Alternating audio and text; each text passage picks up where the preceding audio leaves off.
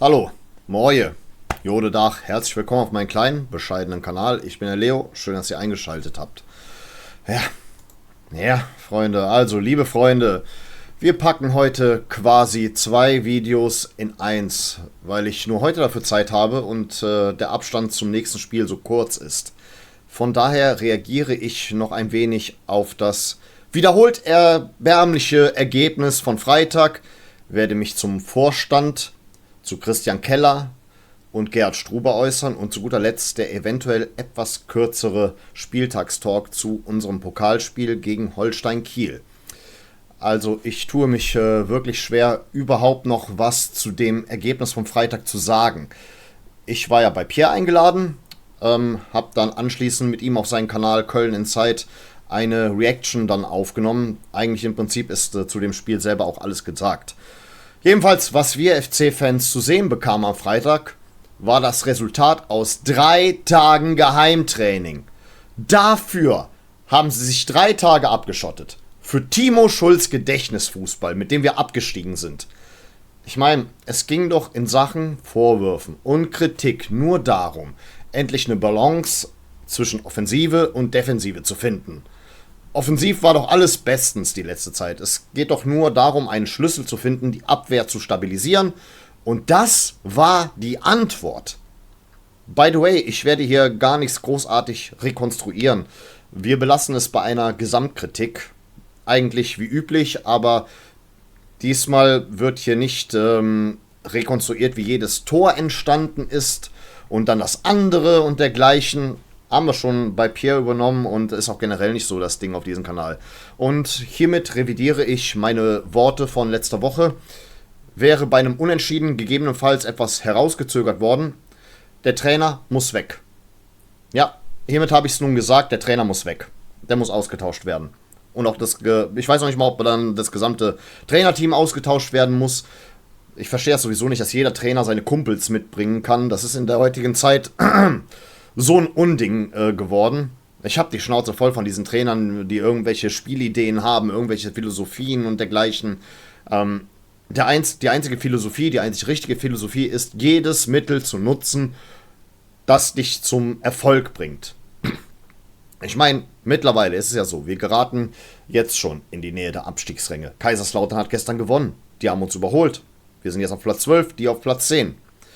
Wir haben mittlerweile mehr verloren, als dass wir gewonnen haben. Wir spielen planlosen Fußball, ist wirklich einfach nicht von der Hand zu weisen.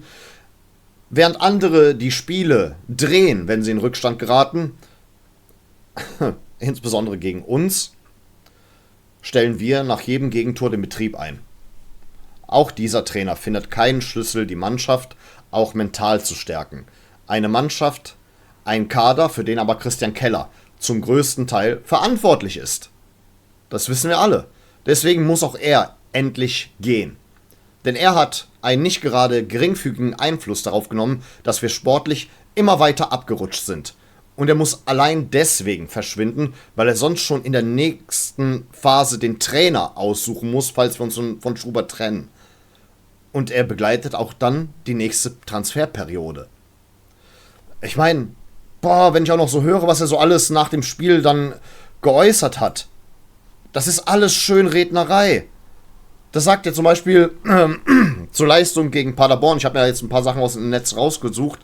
Die Mannschaft hätte heute ganz bewusst aus einem etwas tieferen, kompakteren Pressing agieren sollen. Um darüber Stabilität zu finden. Denn an 1:5 schüttelst du nicht einfach ab. Das ist 75 Minuten lang über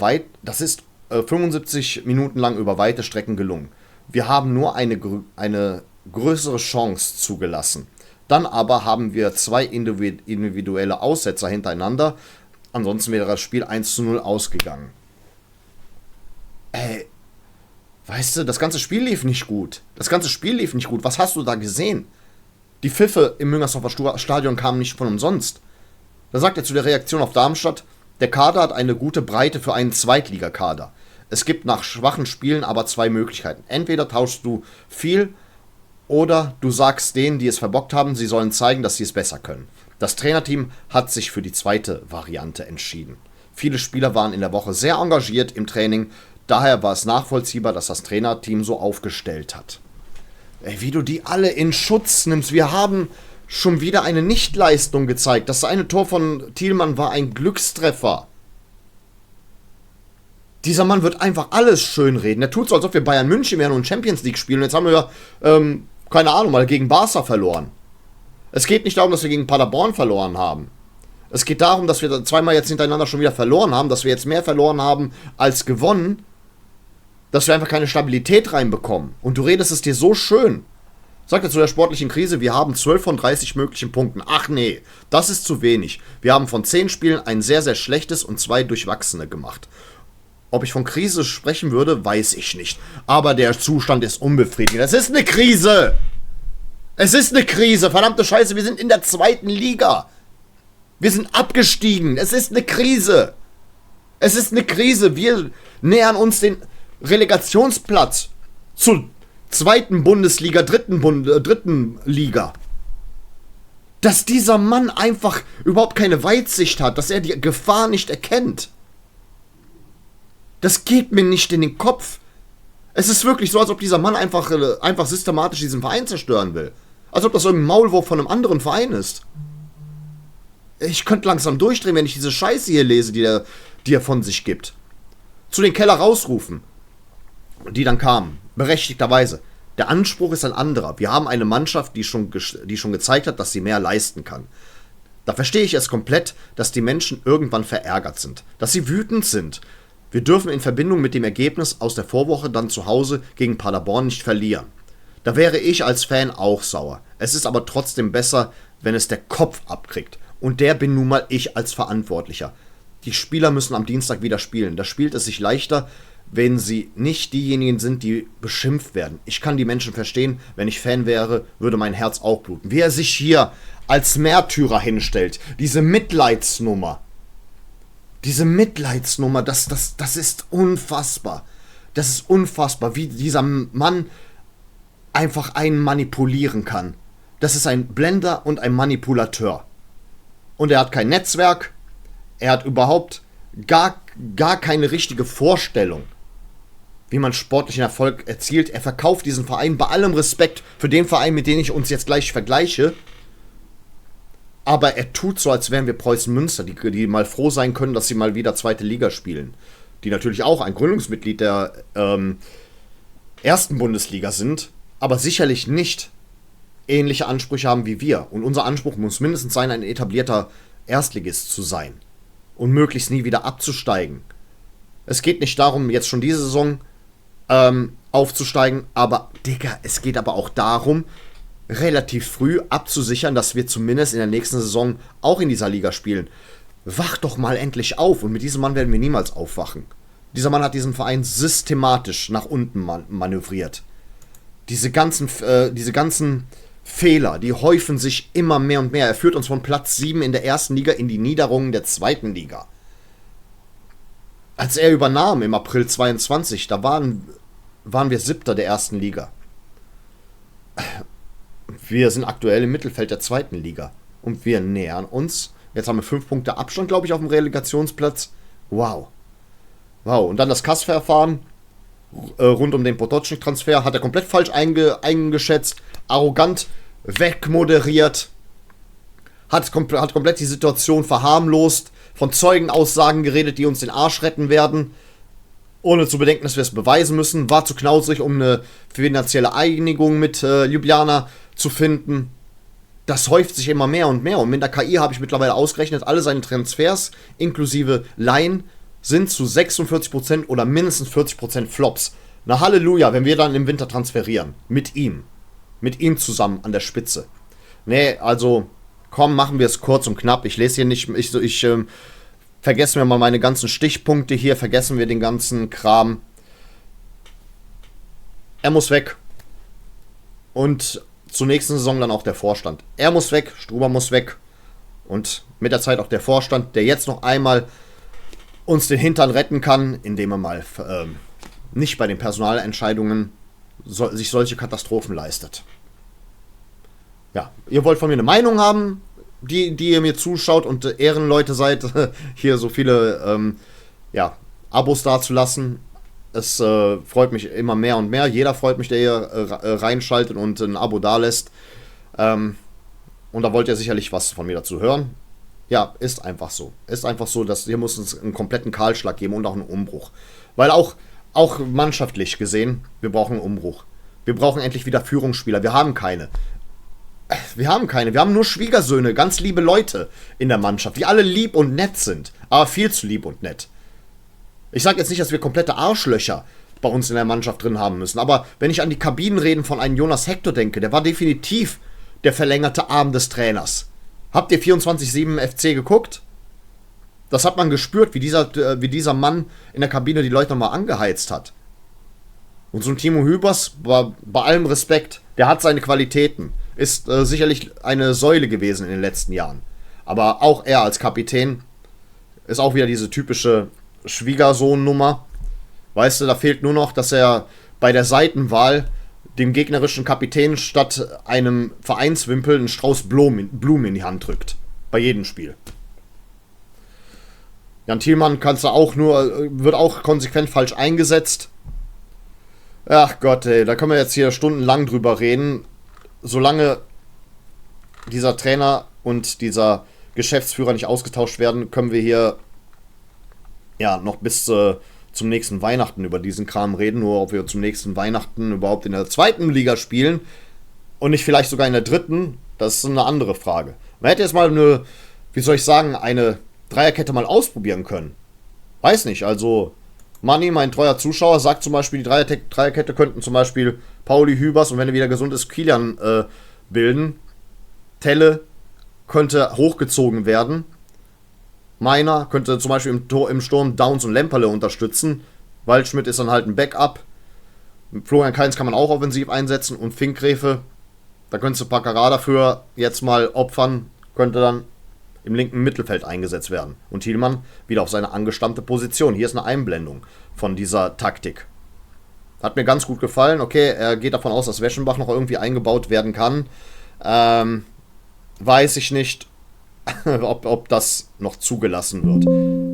Denn, ja, sorry, hier kam, glaube ich, gerade so ein Geräusch aus meinem PC. Weil die Tendenz geht ja auch dahin, dass Weschenbach ein weiterer Spieler ist, den Christian Keller vergrault hat. Stellt diesen schwachen Menschen, und der ist definitiv mit seinem Auftritt schwach, stellt ihn euch mal vor in Vertragsverhandlungen. Wie schwach er darüber kommt. Wie er diesen Verein verkauft. Der Mann hat kein Netzwerk, er macht aus uns Jan Regensburg. Er macht aus uns Jan Regensburg. Wenn er nicht sogar wirklich absichtlich diesen Verein zerstört. Stell dich in den Raum. Ja, ich eröffne hiermit die Hetzjagd auf Christian Keller. Und wann auch immer ihr ihn seht, ich habe ja gehört, beim Training wurde die Mannschaft schon angegriffen, verbal, gestern beim Waldlauf, wo ihm wurde Versager und so weiter zugerufen. Zu Recht, habt ihr gut gemacht, wie ihr das gemacht habt. Und ganz ehrlich, jeder von euch, der Christian Keller über den Weg läuft, bitte keine Gewalt anwenden, nur verbale Gewalt. Sorgt dafür, dass er heulend aus Müngersdorf abhaut. Wenn dieser Mann wirklich Ehre im Blut hat, dann wird er seinen eigenen Hut ziehen, dann wird er sagen, nein, ich rede jetzt nicht mit dem Vorstand und biete meinen Rücktritt an. Geh selber. Rette deine eigene Ehre, wenn du welche hast. Weil dieser Vorstand schützt diesen Mann, als wäre das ein Panda-Bär. Den Trainer wird er auch nicht austauschen. Und wenn er ihn austauscht, dann wird er schon wieder so einen Trainer aussuchen, der irgend so ein Hot-Take ist. Der hat ja dauernd irgendwelche Hot-Takes. Leute, mit denen du nicht rechnest. Ja, kein Wunder, dass du nicht mit denen rechnest. Weil die keine Reputation haben.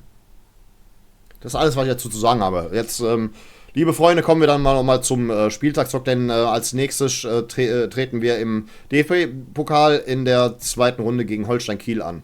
Ja, für diejenigen, für die Holstein Kiel ein No-Name ist es nicht. Das ist der erste Verein von Andreas Köpke. Der ist auch geboren in Kiel.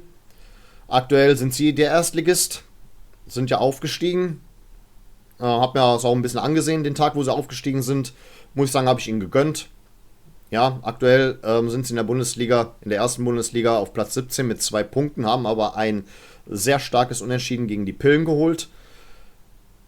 Shuto Maschino ist der Player to watch mit 4 Toren bisher, aber da gibt es ja auch noch zum Beispiel einen erfahrenen Spieler wie Fiete Arp. In der letzten Pokalrunde setzte sich Holstein Kiel 2:3 knapp gegen Alemannia Aachen durch.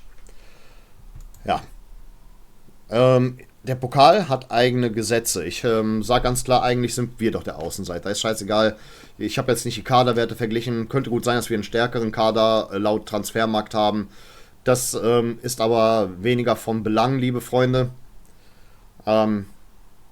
Aktuell geraten wir ins Hintertreffen. Trotz alledem, der Pokal hat seine eigenen Gesetze. Aufgrund dessen, ihr seht die Münze, wir spielen mal wieder Geiß oder Bock. Und jetzt ist es wieder soweit, der Moment der Wahrheit. Geiß oder Bock? Der Spieltagstipp für den ersten FC Köln. Wird es der glorreiche Geiß, der uns hoffen lässt, oder der berüchtigte Bock? Geiß. Manchmal ist die Münze gnädig und manchmal, naja. Ach, leck mich doch am Arsch, Mann. Gut, liebe Freunde, das Konzept ist nun mittlerweile bekannt. Das hier ist die Seite, die repräsentiert, ob wir ein gutes Ergebnis holen. In diesem Sinne einfach nur, ob wir weiterkommen. Und das hier ist, ob wir ausscheiden. Deswegen, Geiß oder Bock. Kommen wir weiter oder scheiden wir aus? Es gibt kein klares Ergebnis. Ich werde nicht sagen, welche Ziffer dahinter steckt, wie viele Tore wir schießen und dergleichen. Kommen wir weiter oder kommen wir nicht weiter? Geiß oder Bock? Ach, leck mich. Schon wieder daneben. So, noch einmal. Ja, ich habe schon geahnt, wir scheiden aus. Die Münze hat nicht immer recht, liebe Freunde. Aber das war ja auch klar zu erwarten und spätestens dann sollte es dann endlich mal zu einer Reaktion kommen. Hab's auch so erwartet. Tja. Gut, liebe Freunde. Tut mir leid, dass das jetzt doch wieder ein Rage-Talk geworden ist. Ich hätte mir gewünscht, dass ich ja doch etwas rationaler rangehen kann, aber im Nachhinein ist es mir leider nicht gelungen. Dieser Verein tut mir so dermaßen leid. Vergesst mal mich, es tut mir echt leid für den 1. FC Köln.